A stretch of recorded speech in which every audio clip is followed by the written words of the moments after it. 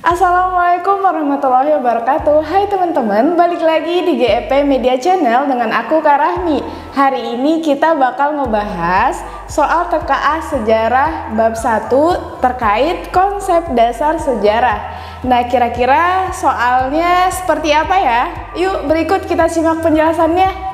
Oke, kita lihat nomor 1, tahap-tahap penelitian sejarah adalah. Nah teman-teman, untuk menjawab soal nomor 1 nih, kita harus tahu dulu apa-apa aja ya tahapan dalam penelitian sejarah. Ternyata tahap-tahap penelitian sejarah itu nanti ada 4. Yang pertama ada namanya heuristik gitu ya, heuristik.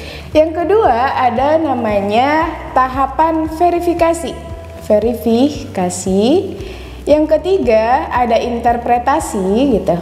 Yang keempat ada namanya historiografi.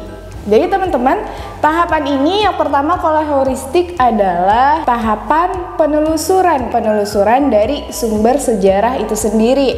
Kalau yang kedua verifikasi itu adalah tahapan berupa pengujian atau kritik terhadap sumber sejarah. Kalau interpretasi berupa tahapan untuk penafsiran sumber-sumber data yang udah didapetin. Dan yang terakhir ada historiografi. Nah, kalau historiografi ini kegiatannya berupa penulisan kembali sejarah gitu ya, atau peristiwa sejarah yang terjadi. Jadi itu namanya historiografi. Berarti untuk menjawab soal ini kita lihat opsi yang A ya. Yang A, heuristik, historiografi, verifikasi, dan interpretasi. Berarti ini itu jawabannya salah ya. Karena apa? Karena ini histografi katanya, bukan historiografi. Terus urutannya juga nggak sesuai. Kita lihat opsi yang B, ada heuristik, interpretasi, verifikasi, dan historiografi. Nah ini salah juga karena urutannya salah ya. Harusnya setelah heuristik itu adalah verifikasi, kemudian interpretasi, baru historiografi. Kemudian yang C, heuristik, kritik sumber, interpretasi, dan historiografi. Nah kalau yang ini kita lihat ya, ternyata ada katanya kritik sumber. Nah kritik sumber ini sama juga namanya dengan verifikasi. Nah, ada heuristik, verifikasi, interpretasi, dan historiografi. Nah, berarti opsi yang C ini adalah jawabannya benar ya, karena sesuai dengan tahapan-tahapan dalam penelitian sejarah gitu ya. Berarti jawabannya yang C. Kita lihat kalau yang D, kesalahannya di mana Kak? Heuristik, kritik sumber, verifikasi, dan historiografi. Nah ini salah karena dia ini double gitu ya, ada kritik sumber sama ada verifikasi. Nah sedangkan kan kritik sumber sama verifikasi itu sama. Nah di sini dia nggak ada interpretasinya, makanya salah.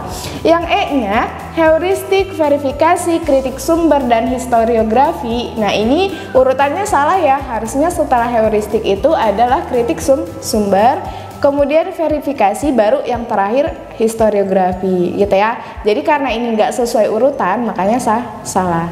Jadi jawaban yang benar adalah yang C. Kita lanjut nomor berikutnya, faktor penentu keberhasilan manusia belajar dari sejarah adalah. Nah berarti di sini kira-kira sejarah itu berhasil membuat manusia seperti apa ya gitu. Jadi ternyata faktor penentu keberhasilan manusia belajar dari sejarah itu adalah, kita lihat yang pertama katanya keluarga dan pergaulan, yang B-nya pergaulan dan penalaran, C penalaran dan daya ingat, D pergaulan dan daya ingat, yang E pendidikan dan pergaulan. Nah ternyata teman-teman, faktor penentu keberhasilan manusia belajar dari sejarah itu adalah untuk yang pertama namanya pendidikan gitu ya, yang kedua untuk pergaulan. Nah jadi teman-teman, kalau untuk yang pendidikan ini, jadi sejarah ini atau dengan sejarah ini kita bisa mengetahui apa-apa saja yang terjadi di masa lampau gitu. Nah dengan pendidikan. Tapi kalau dengan pergaulan, nanti kita bisa membuka cakrawala dunia gitu ya, atau kita bisa mendapatkan pengalaman-pengalaman dari orang lain. Nah jadi faktor penentu keberhasilan manusia belajar dari sejarah, ingat ya, pendidikan dan pergaulan. Jadi jawaban yang benar untuk opsi A, B, C, D, sama E itu adalah yang E.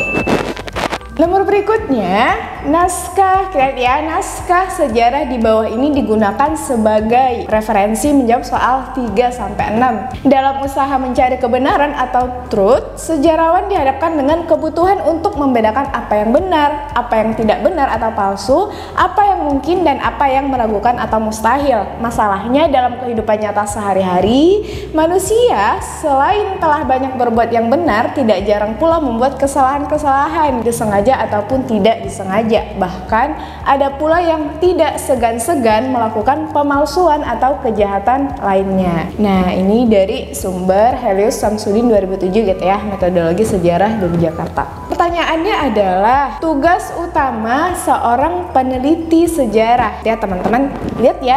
Jadi yang dia tanyakan adalah tugas utama seorang peneliti sejarah. Kita lihat opsinya. Yang A, membedakan sesuatu yang benar dan salah. Ini opsinya salah ya. Kenapa? Karena kita bukan membedakan sesuatu yang benar dan salah, tetapi kita berusaha untuk mencari kebenaran gitu ya.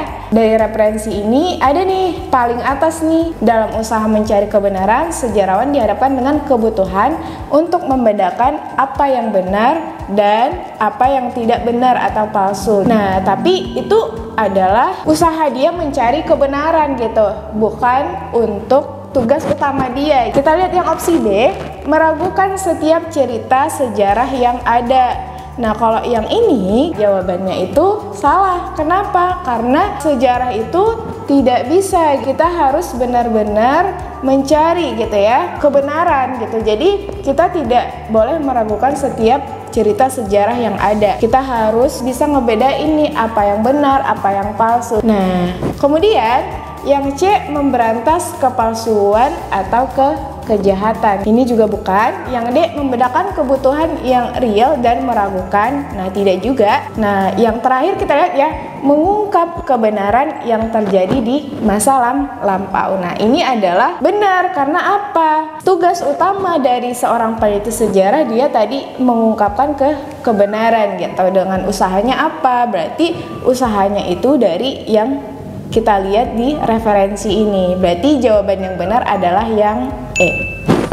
Kita lanjut soal berikutnya. Nah, dia nanya nih, berdasarkan teks di atas, dalam proses penelitian, sejarawan perlu melakukan. Nah, berarti kalau dari kita lihat nih dari sini ya, dari referensi ini gitu ya, atau naskah ini, sejarawan ini gitu ya, proses penelitiannya kita lihat ya. Kalau yang A, pengumpulan data sebanyak-banyaknya. Bukannya, karena di sini tidak ada data nih di naskah ini gitu. Makanya salah. Kita lihat yang B, tafsir terhadap kehidupan nyata sehari-hari. Nah, di sini juga di referensi ini dia itu tidak menjelaskan tafsir sesuatu gitu ya. Kemudian yang C, kritik terhadap sumber sejarah secara teliti. Nah, ini adalah jawaban yang benar. Karena apa, Kak? Karena di sini si peneliti sejarah itu harus mengkritik atau harus mengetahui kebenaran atau mencari kebenaran gitu ya. Nah, ini ya intinya, karena lagi mencari kebenaran nih, makanya dia dihadapkan sama beberapa yang harus dia lakukan, kritik-kritiknya. Jadi jawaban yang benar itu adalah yang C. Kalau yang D, himbauan pada manusia untuk menghindari kesalahan, enggak ya. Terus yang E, penulisan sejarah sesuai dengan kebutuhan, enggak juga. Karena dalam konteks ini berupa kritik terhadap sumber sejarah biar mengetahui sejarahnya secara benar gitu. Makanya jawabannya adalah yang C. Nomor berikutnya, dalam usaha mencari kebenaran. Oh, ini masih dengan referensi yang sama ya. Berarti tinggal kita lihat soalnya. Dalam penelitian sejarah, kehidupan dan peristiwa sehari-hari. Nah, kita lihat ya dari konteks naskah ini gitu ya. Nah, tadi ini adalah berupa kritik atau berupa verifikasi dalam sejarah nih. Ini nih. Nah, kita lihat yang A, tidak dapat menjadi topik penelitian. Nah, berarti ini salah ya. Yang B, sulit dijadikan sebagai sumber sejarah. Bukan gitu ya. Yang C, harus disikapi secara kritis. Nah, ini benar ya. Karena dalam usaha mencari kebenaran, atau ingat lagi tuh tahapan-tahapan dalam penelitian sejarah itu ada namanya verifikasi. Berarti itu tuh harus disikapi benar-benar secara kritis. Nah, usaha mencari kebenarannya itu dihadapkan dengan konteks kebutuhan untuk membedakan apa yang benar, apa yang tidak benar gitu dari jawaban dari teks-teks atau dari referensi yang ada di atas ini ya. Nah, yang D, sulit menjadi referensi kebenaran, enggak ya? Karena di teks tuh nggak ada. Yang E, penuh dengan pemalsuan, bukan juga ya. Nah, jadi jawaban yang benar adalah dalam penelitian sejarah, kehidupan dan peristiwa sehari-hari harus disikapi secara kritis. Jawabannya yang C. Oke, soal berikutnya, historiografi merupakan salah satu langkah dalam metode sejarah yang bentuk kegiatannya berupa gitu ya.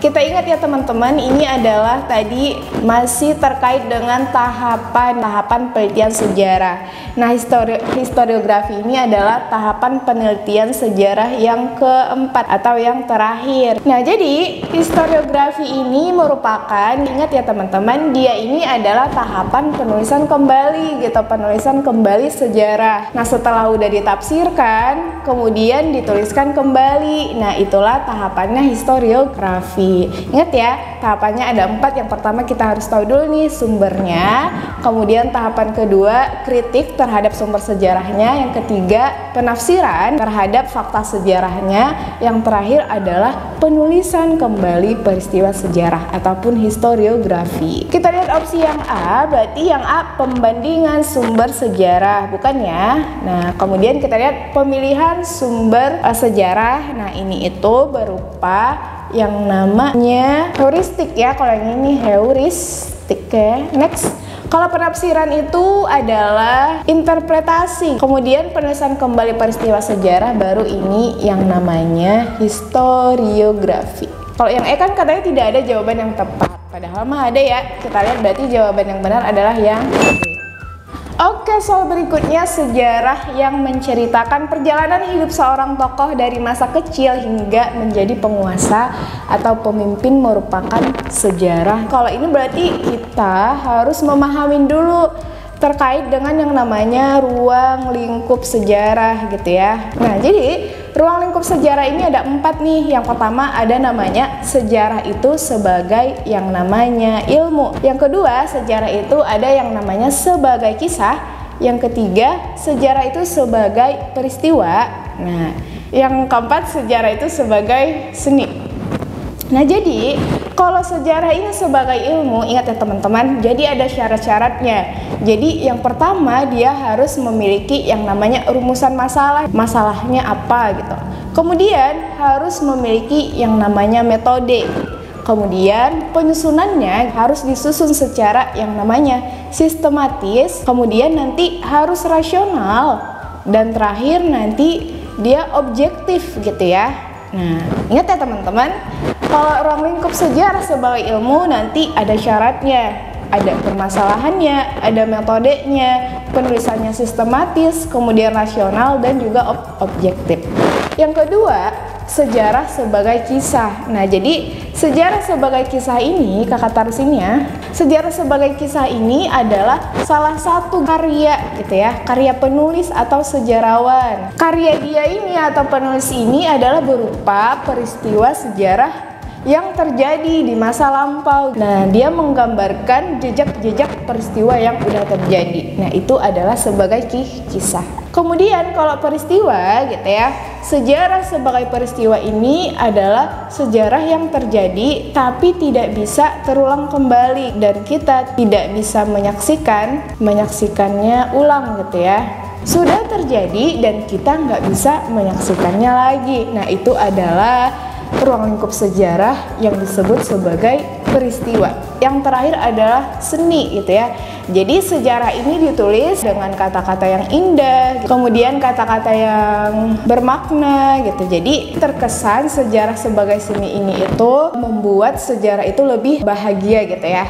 Nah, jadi kalau kita lihat dari opsi A, B, C, D, sama E, karena katanya si sejarah ini menceritakan perjalanan hidup seorang tokoh dari masa kecil hingga menjadi penguasa, berarti kan dia ini kan karya seorang penulis ya atau sejarawan ya. Nah, terkait dengan peristiwa yang terjadi gitu kan. Nah, berarti opsi yang A kisah, berarti ini jawabannya benar ya, karena dia menceritakan kisah seorang tokoh. Kalau yang B fakta bukan ya, salah. Yang ilmu juga enggak, yang ilmiah juga salah, yang peristiwa juga salah. Berarti jawaban yang benar adalah yang A.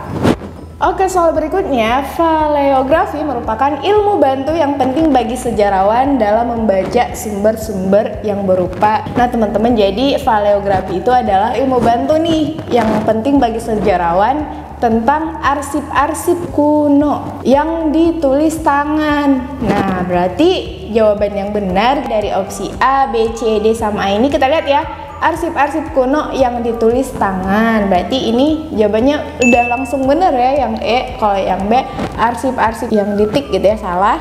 Arsip yang berupa sandi juga salah. Puing-puing artefak salah. Uang koin kuno salah. Berarti jawaban yang benar adalah yang A. Oke, soal berikutnya, pelaku sejarah memiliki peran penting dalam penelitian sejarah. Apa ya peran pentingnya? Karena apa ya? Disebabkan oleh apa gitu. Jadi kita lihat opsi yang A, pelaku sejarah adalah orang yang terlibat langsung dalam peristiwa sejarah. Yang B-nya kesaksian pelaku sejarah menjadi satu-satunya sumber primer dalam penelitian sejarah. Yang C, pelaku sejarah selalu ingin menonjolkan perannya dalam sejarah. D, ingatan pelaku sejarah mengenai peristiwa yang dialaminya selalu benar. Yang E, pelaku sejarah merupakan satu-satunya informan dalam penelitian sejarah. Nah, kalau kita lihat dari opsi A, B, C, D sama E gitu ya, yang benar itu adalah jawabannya yang A. Yang benar itu jawabannya yang A. Pelaku sejarah adalah orang yang terlibat langsung dalam peristiwa sejarah. Oke teman-teman, soal terakhir, tahapan penelitian sejarah untuk mencari dan mengumpulkan sumber-sumber sejarah disebut, ingat ya, tahapan penelitian sejarah untuk mencari dan mengumpulkan sumber-sumber sejarah disebut. Nah, ingat ya teman-teman, tadi tahapannya tuh ada 4 gitu ya. Yang pertama heuristik, yang kedua verifikasi, yang ketiga interpretasi, yang keempat historiografi.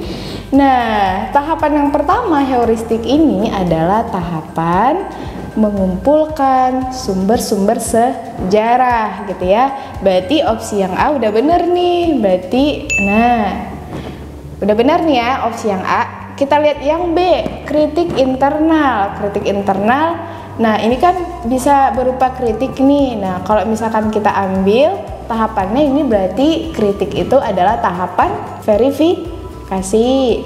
Kemudian yang ini juga nih, kalau kita ambil ininya gitu ya, tahapannya itu verifikasi juga. Nah kalau interpretasi bukan ya, karena ini adalah tahapan si interpretasi juga gitu ya, bukan ngumpulin sejarahnya. Ini adalah interpretasi dari sumber-sumber data yang udah ada. Yang ini kan historiografi. Historiografi tadi penulisan kembali gitu kan, kegiatan penulisan kembali sejarahnya ketika udah diinterpretasi atau udah ditafsirkan gitu. Berarti jawaban yang benar adalah yang A. Oke teman-teman, itu dia tadi pembahasan soal TKA Sejarah bab 1 konsep dasar sejarah part 1. Semoga dipahami ya. Semangat terus UTBK-nya dan jangan lupa saksikan terus video-video berikutnya. Sekian dari kakak. Assalamualaikum warahmatullahi wabarakatuh. Bye-bye.